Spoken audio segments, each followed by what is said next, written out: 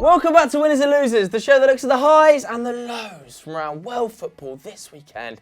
Chris Hamill's in the hot seat. Hamill, where are we starting this week? We're starting with John McKinn's suggestion of Phil Foden after the 18-year-old stole the show in the FA Cup against Newport County. But you can only beat what is in front of you, can't you, boys? And the quadruple remains on for Manchester City as they progress to the quarter-final stage in the FA Cup for the 25th time, the first time since 16-17. Now, the scoreline, a tiny bit flattering because Newport County were the opposition in this game. Plucky underdogs, exactly what you want in the FA Cup. But what chance do you stand when a Premier League side can employ the rotation policy that Pep Guardiola can? Yes. So Leroy Sane comes in. He's had a hand in 25 goals in 32 appearances in all competitions this season. That's 12 goals and 13 assists, including 9 goal involvements in his last 8.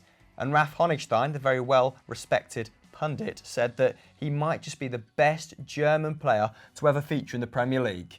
Is it Ozil? Is that a hot take? Bastian Schweinsteiger arrived with no hips. Yeah, and left with no knees. Jurgen Klinsmann. Mertesacker. Mustafi.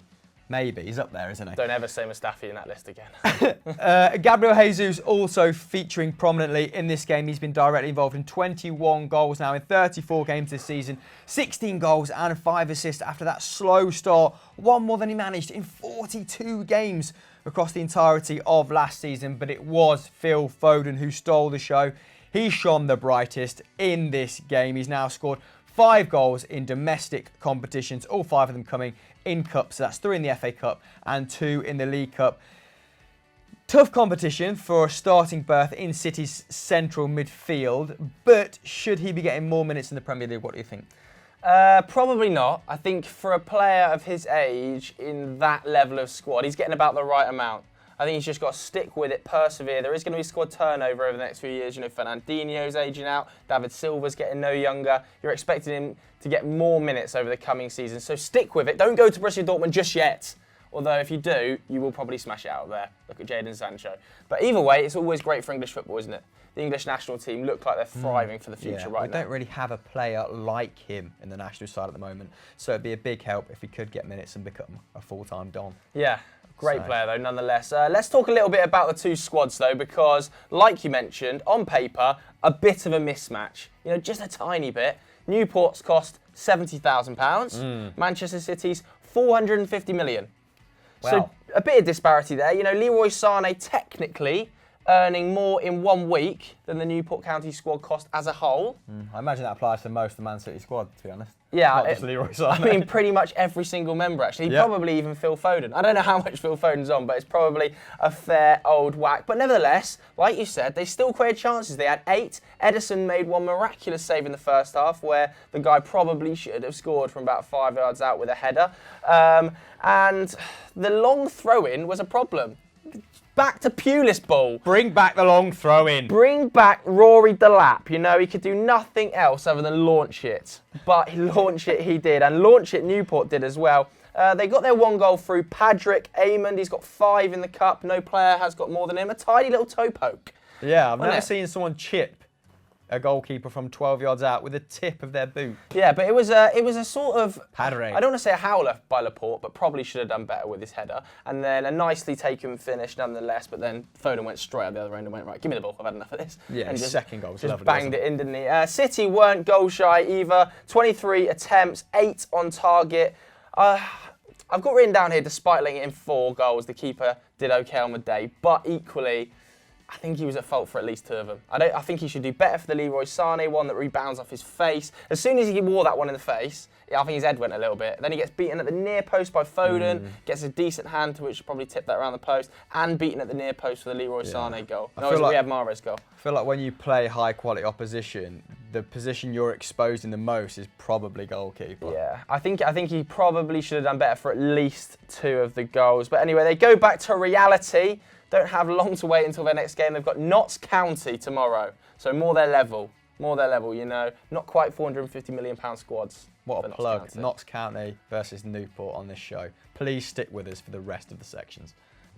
Our first losers, and we are sticking with the English Football League theme this week is Derby, and this comes from Dazart9087. What happened to Frankie's men? Yeah, not a great day for big Frankie Lamps, but maybe in the long run it might prove to be a positive. They went out of the FA Cup following a 2-1 defeat against Brighton and Hove Albion. You know, they're doing pretty well in the cup competitions, Derby, this season. On the way to this round, they'd beaten Accrington Stanley and Southampton. In other competitions, they'd taken Premier League scalps as well, hadn't they? And they played okay. Had the majority of the ball, 53%, but just didn't quite have the quality to win the game. They've twice come back from 2-0 down in this competition to reach this stage, and they pushed for an equaliser pretty hard after big Ashley Cole stepped up with a header, didn't he? 38 years of age. 38 years old, and his first competitive goal in the FA Cup, which is a bit of a unique one for Ashley Cole.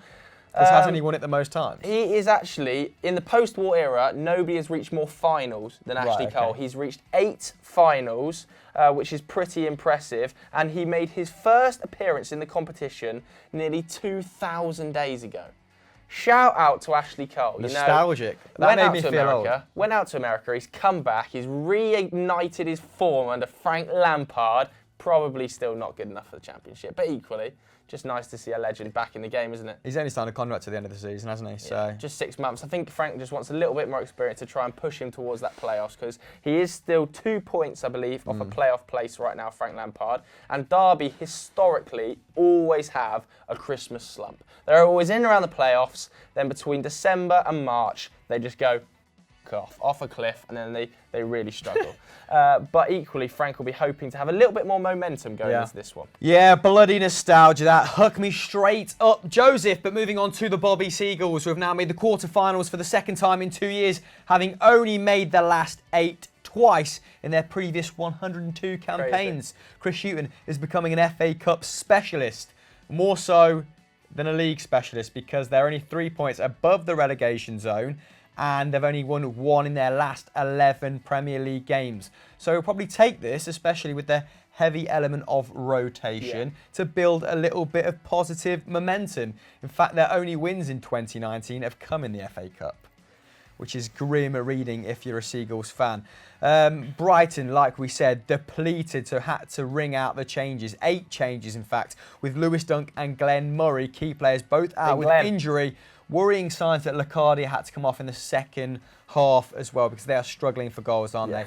Man of the match, though, on a more positive note, Anthony Knockaert. Only started 12 of 26 league games this campaign, but featured in every FA Cup game. And he's one of those players that kind of sits between the grey area of Premier League and Championship, because he's been incredible for Brighton and Leicester. That's very cool. And Leicester in the Championship, but not really performing either time he's come up. He was Brighton's most effective player against Derby. He had 4 shots on target, double the number managed by his closest teammates. And you know, if he carries on with this, if their run continues, who knows, maybe he could get more starts in the Premier League. So this could be a welcome distraction from their poor form in the Premier League, or a bit of a poison chalice, because it means they're competing on multiple fronts. Brighton fans, are you happy still in the competition? You should be. Not going anywhere else, are you? So, maybe down. Moving on to our final winners. It's finally happened, a Championship side and a Championship game featuring not even an FA Cup run. It's Norwich, submitted by KJ161200, Hamill. Yeah, my timeline was littered with suggestions for Norwich, and they've just been playing total football, haven't they? The East Anglian side, Daniel Farke, got them playing a purist brand of football. So maybe deserved of a shout out. Cheap laugh from me there. Anyway, the Canaries cruise back to the top of the Championship table with a 4-0 away victory over Bolton, who are pretty much getting whooped by everyone, aren't they?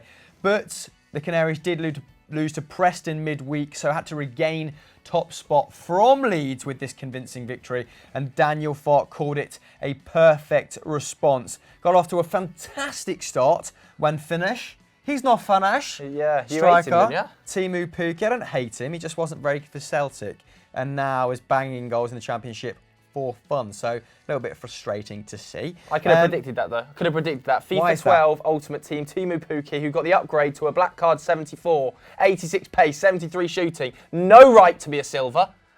but was a silver and used to absolutely dominate. Yeah, and he was the Canary Silver Surfer in this game as he got them off to a great start after 8 minutes with a lovely turn and finish. He then turned provider for the second one, finding German midfielder Marco Stiepermann, who hit a low drive into the corner. That was his 4th of the season. Argentine winger Emiliano Buendia then getting in on the act with a smart volley from 8 yards out. That is his 4th of the campaign. Everyone chipping in with the goals at Carrow Road. Upper Goat Lane, never seen so many talented foreigners. Yes. Unbelievable. Gone are the days of Gary Hooper. What do you mean? Robbie Brady. He was a fine specimen, Gary Hooper. Better than Timu Pukki, who has 23 goals in the Championship, who joined from Bromley in the summer. What a maiden campaign he's having. So he also scored a brilliant lob, actually, for the last goal. Misery compiler on the Trotters, who went trotting back to Bolton. However, Kenny McLean did see a penalty saved in this game. Yeah, should have been 5-0, shouldn't it? They've now missed 6 of their last 7 penalties. That's outrageous. Or they've just missed 6 of 7 penalties this season. So still top, despite, getting rub of the green and not taking advantage of it whatsoever. Is there any detail I've missed out there in that game? Because I feel that was quite descriptive. I don't think so. Bolton are struggling big time. They're in a bit of a Brighton and Hove Albion moment. They've won just 1 of their last 9 league games. Let's face it, they were battered by Norwich here. They had 30% possession.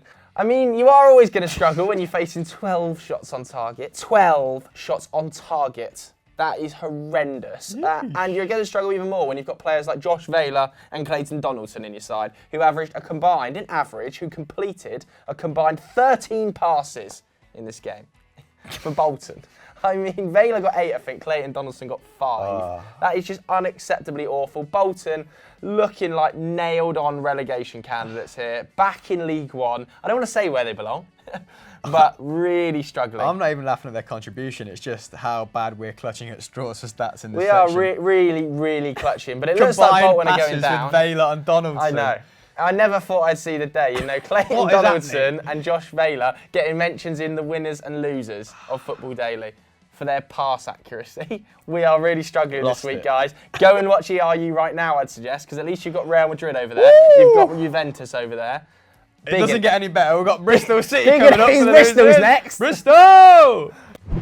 Our final losers need no introduction then. This suggestion comes from Al Sirk. What happened? Yeah, Bristol City narrowly lost 1-0 at home. A valiant display against an incredible Wolverhampton Wanderers side. They are having a brilliant season. If they finish 8th and get to an FA Cup semi-final, it's one of the best seasons they've had in the modern era. Yeah, just job done. Flying, aren't they? But in this one, Bristol dominated possession, 52%. They also dominated the shot count, 19 shots with 5 on target. Better than Wolves in both categories. And they pushed hard. The goalkeeper forced a save out of Ruddy in the 94th minute, didn't he? He was up for a corner. Fantastic scenes, isn't it? Isn't he the guy from The Bodyguard? Is he? Frank Fielding? I don't know. I don't think so, but it's a nice name. It's a good suggestion. I mean, I don't know. Is it the guy from The Bodyguard? Let us know in the comments below. Anyway, probably not. Anyway, let's move on because Bristol City, one of the most informed teams in Europe. He said it! 9 wins on the bounce. I think it's actually a 15-game streak unbeaten going into this one. Before the run they've went on, they were 14th, 14 points off of Norwich and 9 off the playoffs. They're now 6th, only 10 points off the top now. So they have been flying in recent weeks, Bristol City. So it was always going to be a hard day for Wolverhampton Wanderers. They've still got that 2-point lead over Derby County, who are back in 7th place. And I watched the interview with Lee Johnson, who's the Bristol City manager, after this game. And he basically said, I didn't know who we were facing, whether we were facing Wolves or the Harlem Globetrotters, because the squad was bloody strong. It was. It's pretty much their strongest lineup, actually, bar Ruben Neves, who's rested, then came on in the 81st minute in this game. And that class really showed throughout, didn't it? Ivan Cavallero opening the scoring after a low cross from wing-back Doherty, who we did a personal mastermind with. Go and check that out after this show, after you checked ERU out as well. Signed for just £23,000, Matt Doherty. Bargain. He's one of their longest-serving members as well. He went out on loan a couple of times, of course, went to the SPFL. Had less than gracious things to say about his time there, but we'll move on anyway. He's been involved in 5 goals now in his last 3 FA Cup appearances from right back. In fact, he now has 22 assists since the start of 14-15, at the most of any Wolves player. You know, after they got rid of Barry Douglas. Yeah, poor old Barry, you know. 16 assists, Did pull put him in out. my fantasy team and then he left for Leeds. Yeah, so good stuff. Wolves have now reached the FA Cup quarterfinals for the first time since 2002, 2003, and the first time as a top flight club since 1980-81, going back to what Joe was saying, just experiencing a real purple patch in their history right now. And it looks like things can only get better. Still, Bristol, great shift. Did you deserve a shout out in winners and losers? Has watch time fallen off a cliff? Probably, but still, you know, we did it. Incredibly We got rich club, there. Bristol. We got Incredibly. there. If they get to the Premier League, they'll be spending a lot of money. Yeah, didn't hear that. So that's the end of winners and losers for this week. Absolute. So if you've got to this stage, send us a screenshot on Twitter. Hamill, do a pose or something. Send us that screenshot and we will retweet you. But like I said, you should be watching ERU next. Yeah, because we actually cover the gunslinger, Piatek himself. We've got Real Madrid losing to Girona, and I did a section on Celta Vigo losing to Levante. So why have you said that? not quite sure. It was suggested, so it's their fault. Bye.